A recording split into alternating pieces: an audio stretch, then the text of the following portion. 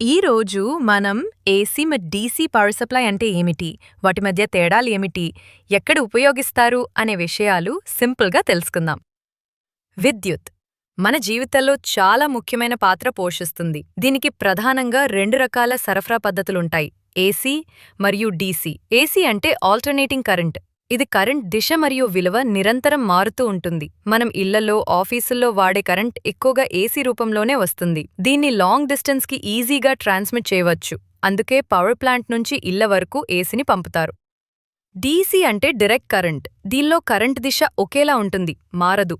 బ్యాటరీలు, సౌరశక్తి panels, mobile ఛార్జర్లు DC కరెంట్ను ఇస్తాయి. ఇది చిన్న ఎలక్ట్రానిక్ పరికరాల్లో ఎక్కువగా ఉపయోగిస్తారు. సింపుల్గా చెప్పాలంటే ఏసీ పెద్ద దూరాలకు పవర్ పంపడానికి బెస్ట్. డీసీ చిన్న పరికరాలకు, బ్యాటరీల్లో ఎక్కువగా వాడతారు. ఇరువురూ మన రోజువారీ జీవితంలో తప్పనిసరిగా అవసరం. ఈ వీడియో మీకు నచ్చితే లైక్ చేయండి, షేర్ చేయండి. మరిన్ని విద్యుత్ సంబంధిత వీడియోల కోసం మా ఛానల్ని సబ్స్క్రైబ్ చేయండి. తర్వాతి వీడియోలో